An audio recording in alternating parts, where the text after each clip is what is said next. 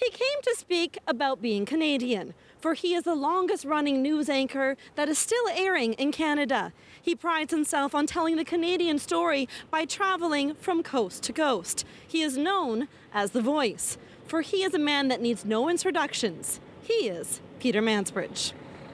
So, I mean, there's no guarantee on these things, but when you can make an argument face-to-face, you got a much better chance of being successful with that argument than if you're making it by long distance.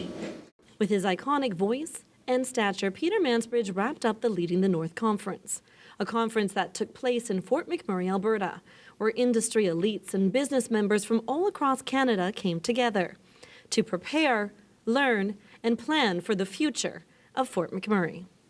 This is a major story for the country, what is happening in this part of your province.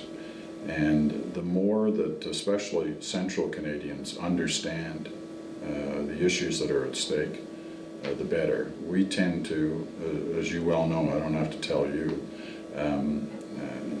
those that are sort of live in the center of the universe in downtown Toronto, sometimes are kind of mind blocked to things that are going on in other parts of the country.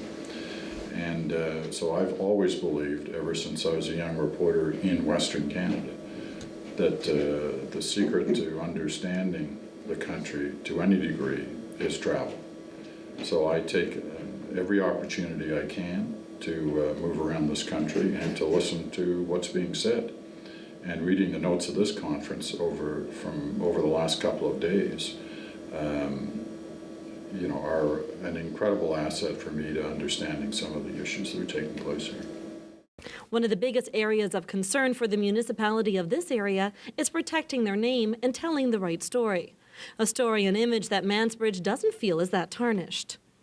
I'm not sure it has a bad reputation. I mean, there are lots of issues about the oil sands, and there have been for 30 years, and those issues have grown over the last few years, and it's become more of an international story.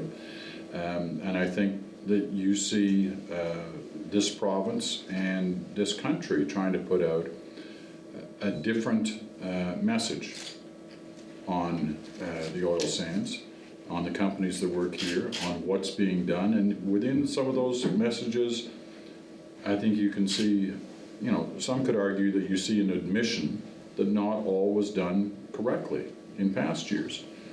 And if that's the case, well, good for them. When it comes to the oil industry, Mansbridge has told that story for years to Canadians. With the XL Pipeline's present situation, he sees that its present status might not be paused for just political reasons. You've got to keep your options open on what may happen here. I don't think it's as easy as to say, well, it's all political, it's all got to do with the election, and once the election's over, probably no matter who wins, that it's just going to go ahead. I think that's probably not a wise strategy. I think you've got to be prepared for any eventuality on that, because there are a lot of issues at play here, and who knows what the landscape's going to look like a year from now. Change and future were two of the most popular topics at this conference.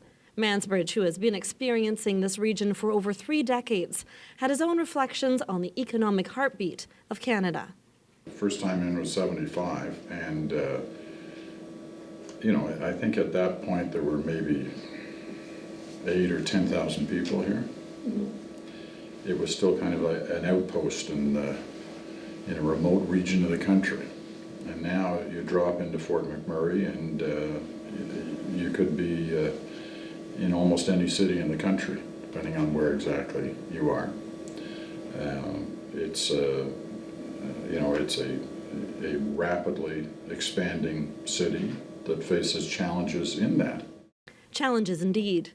With an increase in population of 101% since 2000, growth is something this region is continuing to endure. Only time will tell how many more changes it will experience before the truly Canadian icon returns to the region.